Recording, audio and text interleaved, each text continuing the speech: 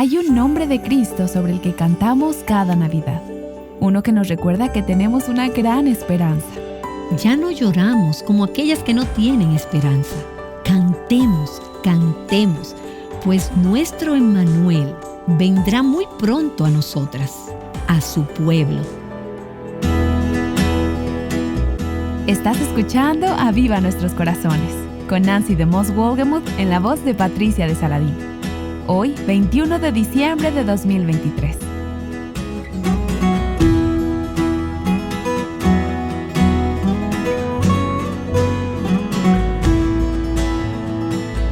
En esta época de Navidad es tan importante cantar y escuchar alabanzas que nos ayudan a fijar nuestros ojos en el verdadero significado de la encarnación de Jesús. Uno de esos himnos se titula Oh ven Emmanuel. El día de hoy Nancy nos ayudará a conocer el trasfondo de este himno, de modo que pongamos nuestra mirada en Jesús, Dios con nosotros. Una de las cosas que más me gusta de la temporada navideña es la oportunidad de cantar villancicos, himnos. Y esta semana busqué la palabra villancico en el diccionario y dice que un villancico es una canción alegre que generalmente celebra el nacimiento de Cristo. Y esta semana quiero que hablemos sobre mi nuevo villancico favorito, que se llama Oh ven Emmanuel. Quizás ya lo hayas estado cantando durante esta temporada. Y mientras examinaba el trasfondo de este himno, descubrí que puede que sea uno de los más antiguos que se cantan hoy. Se remonta al siglo IX, escrito en algún momento en los años 800. Y no sabemos quién lo escribió, no conocemos su autor, pero obviamente fue alguien que tenía un gran conocimiento de las Escrituras, tanto del Antiguo como del Nuevo Testamento, porque hay muchas referencias a pasajes del Antiguo y del Nuevo Testamento en el himno. Y este himno, Oh ven Emmanuel, fue escrito originalmente en latín. Tenía 7 estrofas, la mayoría de las cuales no cantamos hoy en día y la mayoría de las cuales no nos son familiares. Durante los 7 días antes de la Navidad, cada día se cantaba una de esas 7 estrofas. Y cada una de ellas destaca un nombre diferente de Jesús, un título para el Mesías. Y la mayoría de esos títulos se encuentran en el Antiguo Testamento, la mayoría de esos nombres. Déjame leerte cuáles son esos 7 nombres, esos 7 títulos diferentes. La primera estrofa nos habla de Emmanuel. Luego hay una estrofa sobre Adonai, que es el nombre hebreo para Señor.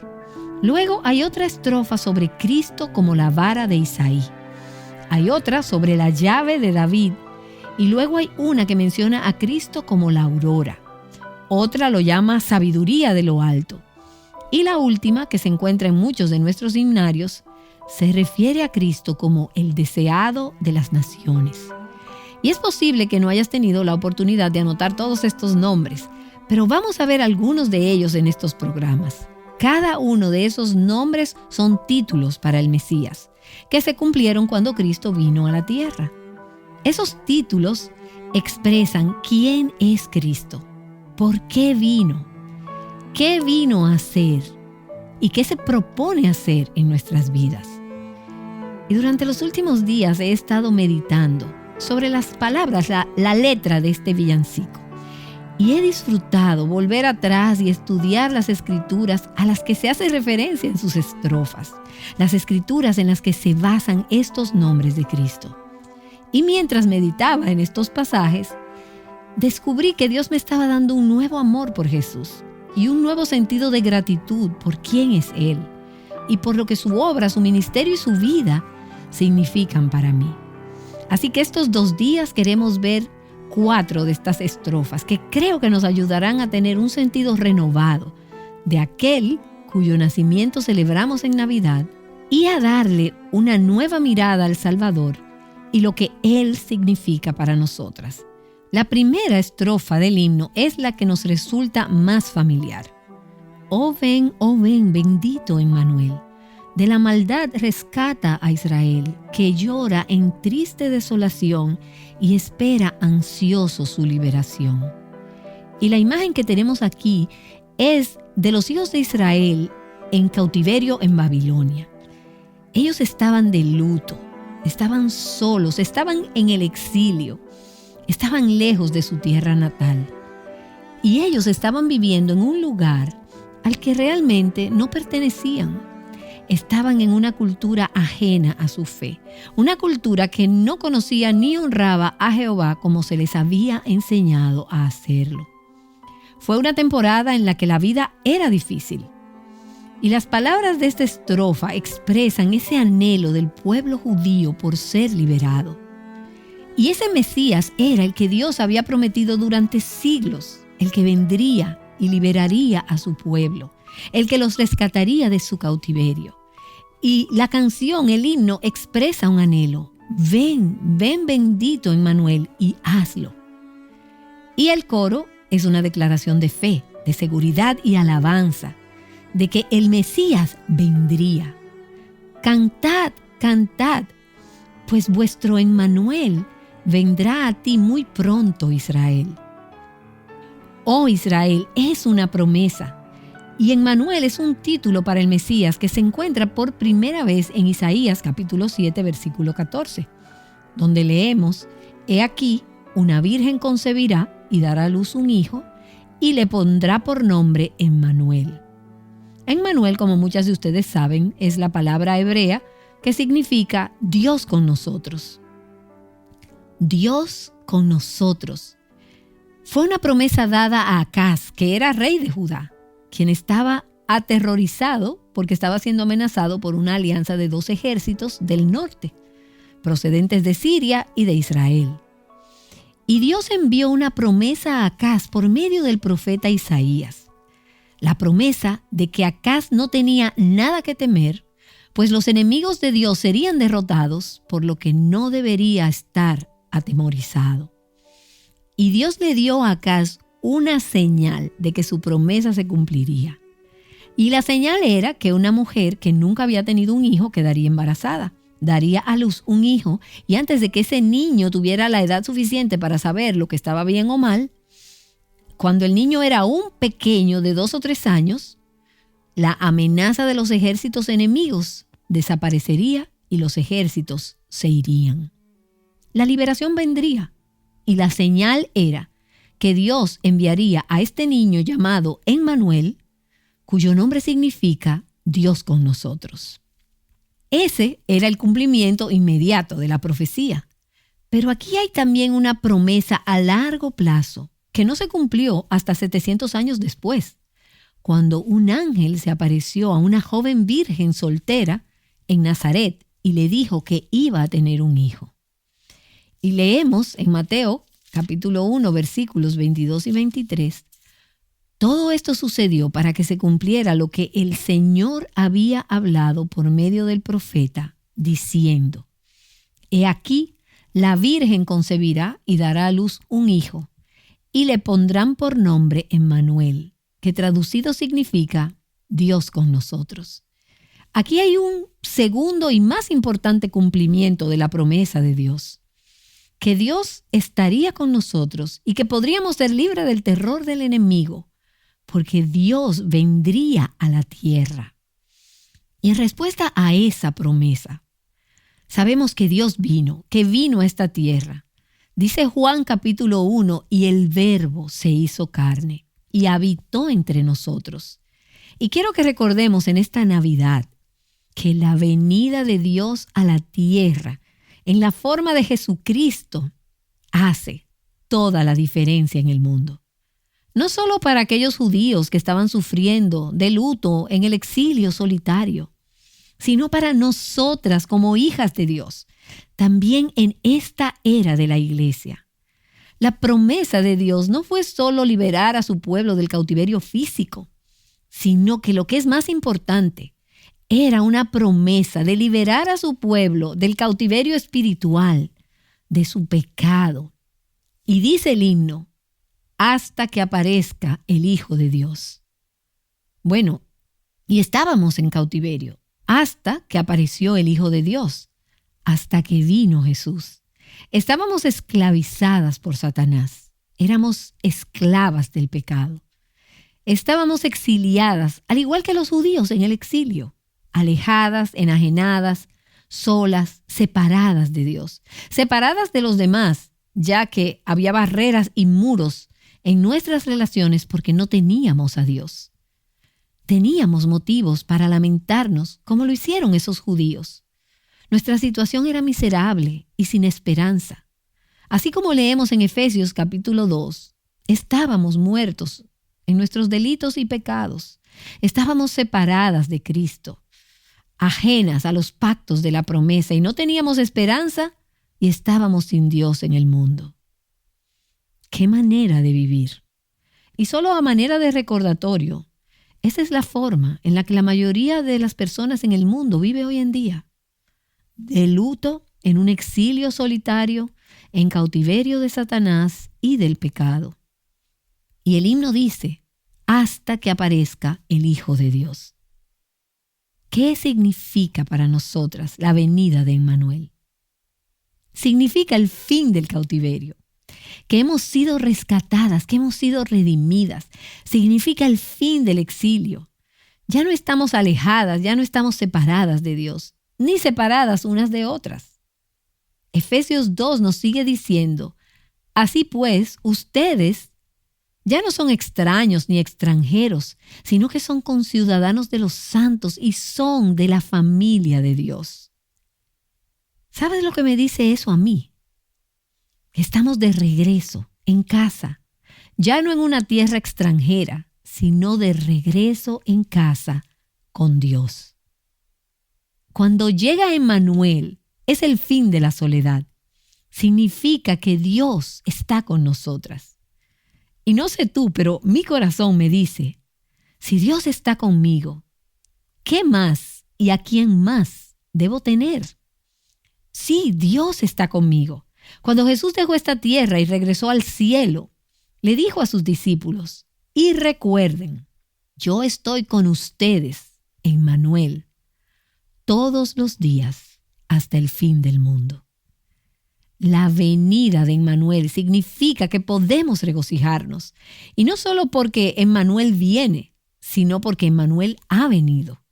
Y ya no lloramos como los que no tienen esperanza. Y entonces, luego hay otra estrofa, una estrofa sobre la vara de Isaí.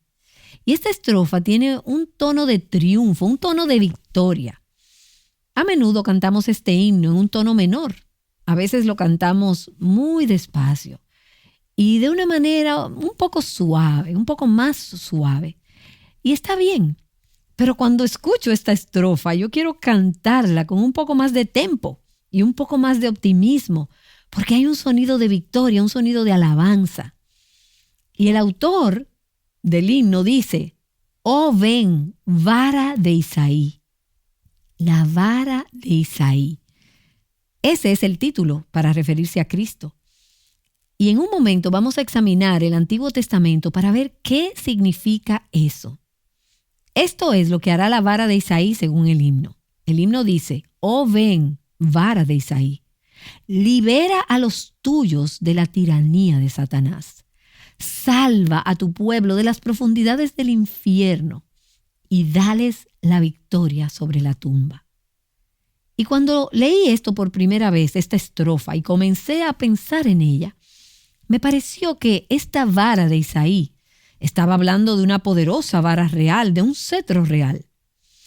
Si algo o alguien va a liberar a las personas de la tiranía, va a salvar a su gente, a su pueblo de las profundidades del infierno, les va a dar la victoria sobre la tumba, viene a mi mente esta imagen de un cetro de oro, de un cetro real. Y pensé que tal vez este es el cetro o la vara con la cual Jesús ejecuta juicios sobre sus enemigos. Pero al examinar la referencia a la vara de Isaí en el Antiguo Testamento, obtienes una imagen totalmente diferente. Y si buscas en tu Biblia Isaías capítulo 11 y veremos el origen de la frase la vara de Isaí, este pasaje es una profecía que habla de la venida del Mesías. Y dice en el versículo 1, entonces un retoño brotará del tronco de Isaí, y un vástago dará fruto de sus raíces. Saldrá una vara de Isaí. Isaí, si recuerdas, fue el padre de David, del rey David, quien fue el segundo rey de Israel. Isaí procedía de una familia desconocida. Sin embargo, fue un antepasado de Jesús. Y pienso que la implicación de este pasaje es que Jesús nació en una familia pobre y desconocida. Llegó de la familia que venía del linaje de Isaí. Él no salió de una línea real, de la familia real. Y dice la Escritura, saldrá una vara de Isaí. Y esa palabra vara también podría traducirse como rama o brote. Algunas de sus traducciones diferentes pueden decirlo de esa manera, una rama o una vara. Y ambas palabras en el idioma original hablan de algo que es débil, que es pequeño, que es tierno. Y eso me recuerda otro pasaje del libro de Isaías que es familiar para la mayoría de nosotras. Y está en el capítulo 53, en el versículo 2, que nos dice, refiriéndose a Cristo y a esa vara, creció delante de él como renuevo tierno, como raíz de tierra seca. No tiene aspecto hermoso ni majestad para que lo miremos, ni apariencia para que lo deseemos. Él era como un brote tierno, una vara, una rama, no un gran cetro real que viene triunfante para gobernar a sus enemigos, sino solo un brote, una tierna ramita, por así decirlo. Y esta frase, la vara o el vástago de Isaí, está en contraste con lo que vemos en el capítulo inmediatamente anterior. En el último párrafo de Isaías capítulo 10, donde los enemigos de Dios se comparan con ramas fuertes y altas que se elevan sobre la tierra. Y se nos dice que en última instancia Dios los va a derribar. Pero en contraste con esas ramas orgullosas y elevadas, se compara entonces a Jesús con una rama tierna. Verás, Cristo vino a esta tierra en humildad. Él fue despreciado, Él fue rechazado. Él murió la muerte de un criminal, una ramita rota. Pero como vemos a través de todo el hilo de las Escrituras, esa ramita finalmente triunfará sobre esos árboles altísimos, sobre los enemigos de Dios. Y puedes ver cómo sucede esto si continúas leyendo ahí en Isaías capítulo 11. En los versículos 1 y 2 dice, entonces un retoño o una rama brotará del tronco de Isaí, y un vástago dará fruto de sus raíces. Versículo 2. Y reposará sobre él el Espíritu del Señor. Y luego ahí la segunda parte del versículo 4 nos dice, herirá la tierra con la vara de su boca, y con el soplo de sus labios matará al impío. Esa ramita se levanta para golpear la tierra con la vara de su boca y para matar al impío con el aliento de sus labios. ¿Y cómo sucede esto? Bueno, el versículo 2 nos dice que es el poder del Espíritu Santo, el Espíritu de Dios que viene sobre el Señor Jesús. Y también vemos esta idea en el Nuevo Testamento. Por ejemplo, en la segunda carta a los Tesalonicenses, en el capítulo 1, en el versículo 7, se nos dice que cuando el Señor Jesús se ha revelado desde el cielo, con sus poderosos ángeles en llama de fuego, Él va a dar retribución a los que no conocen a Dios y a los que no obedecen al Evangelio de nuestro Señor Jesús. Y Hebreos capítulo 2 nos dice que Jesús compartió nuestra humanidad. Él se convirtió en una ramita débil, revestida de carne humana, para que con su muerte pudiera destruir al que tiene el poder de la muerte, es decir, el diablo, y liberar a los que toda su vida fueron esclavizados por el miedo a la muerte. Oh, ven, vara de Isaí, libera a los tuyos de la tiranía de Satanás.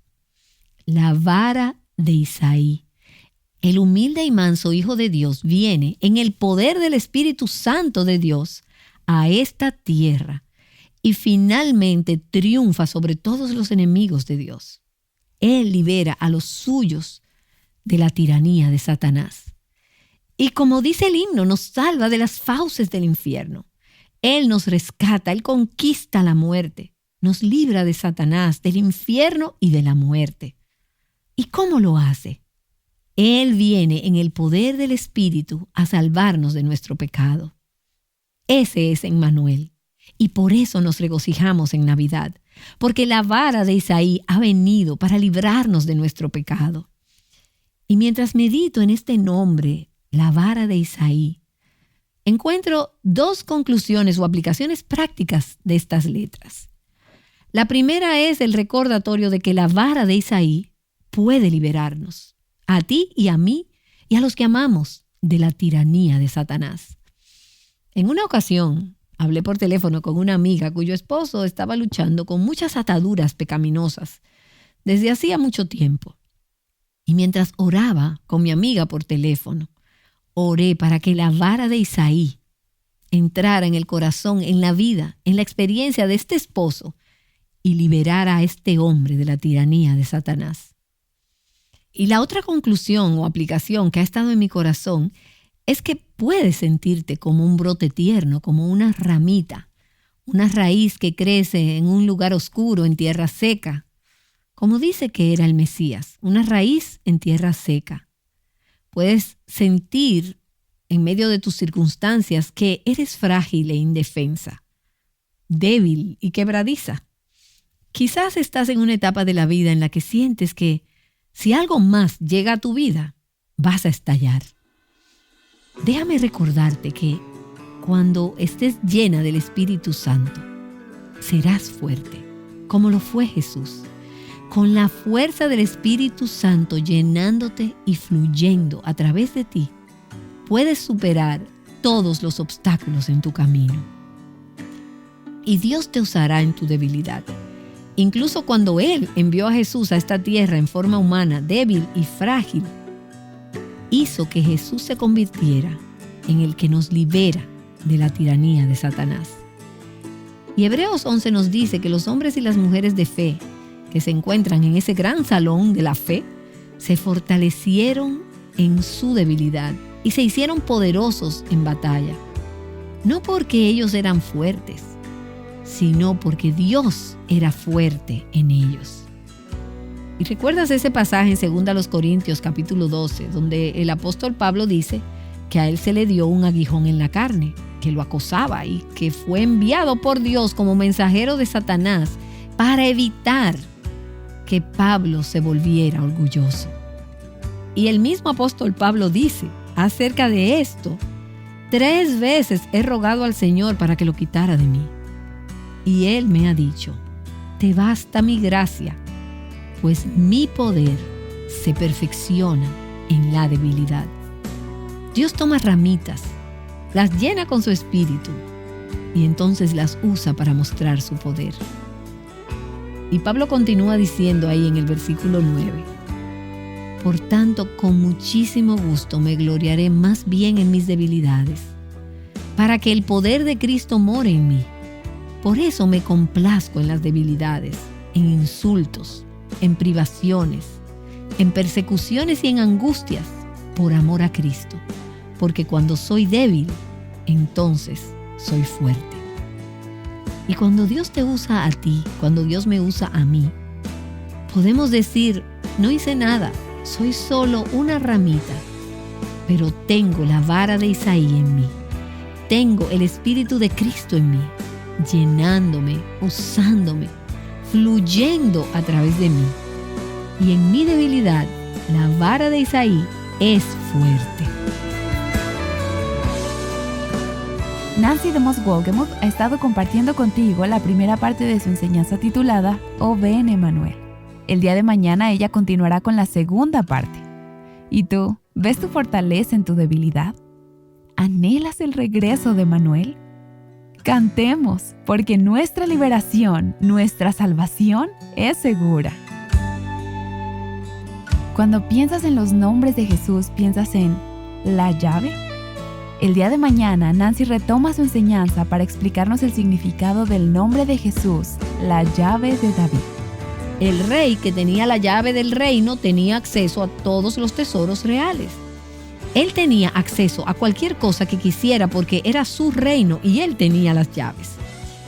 Y aquí entonces tenemos una imagen de autoridad absoluta, de poder y el derecho que el Mesías tiene de entrar a cualquier lugar que le plazca. No hay nadie que tenga una mayor autoridad. Nadie puede impedir que él entre si él desea entrar. Y él puede abrir cualquier puerta y él puede cerrar cualquier puerta que él quiera. En Aviva Nuestros Corazones, continuamente recibimos testimonios de mujeres alrededor del mundo. Mujeres que están siendo transformadas y bendecidas con la palabra de Dios. Palabra que compartimos a diario a través de nuestro podcast Aviva Nuestros Corazones y a través de diversos recursos que ponemos a tu disposición.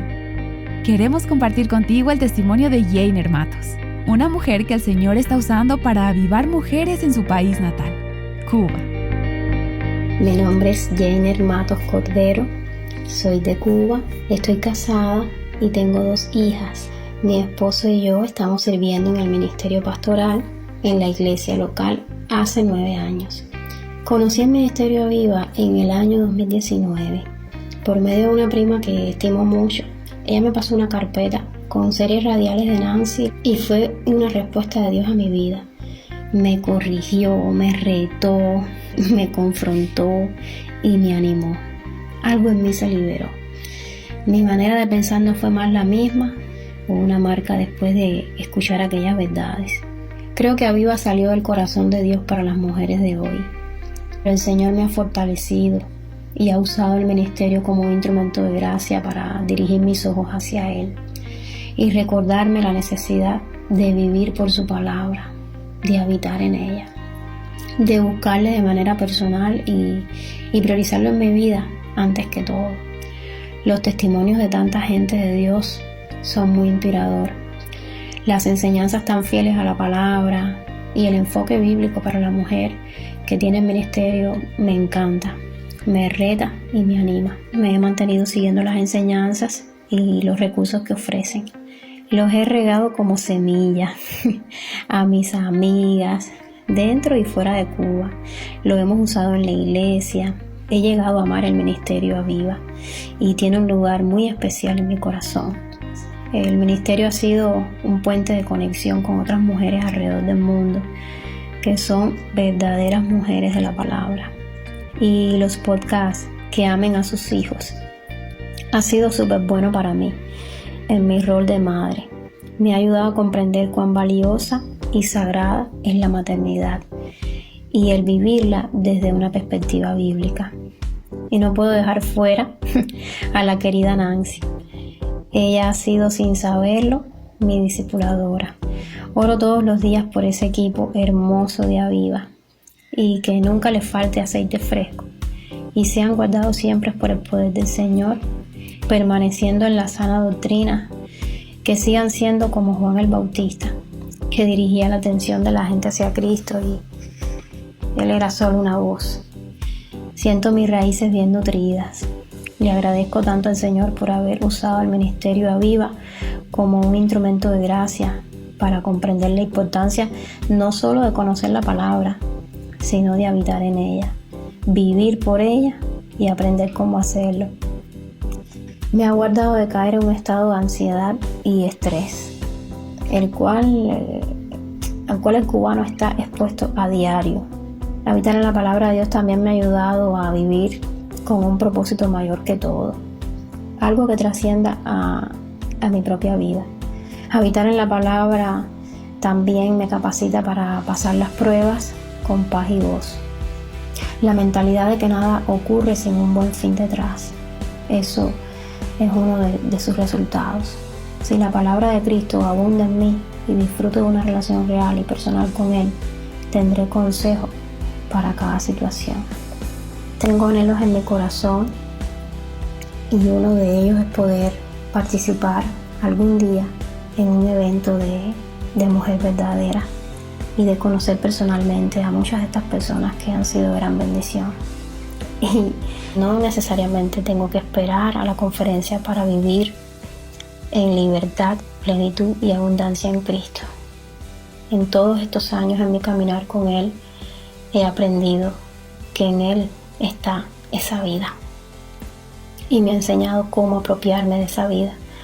Estoy muy agradecida al Señor por este ministerio, por la vida de todos, de los que están delante de las cámaras y los que están detrás. Y ruego al Señor que les guarde siempre en su voluntad y en sus propósitos. Les amo desde aquí. Un abrazo desde Cuba. Toda la gloria y el agradecimiento sean a nuestro Señor. Fijando nuestros ojos en Cristo juntas, Aviva Nuestros Corazones es un ministerio de alcance de Revive Our Hearts.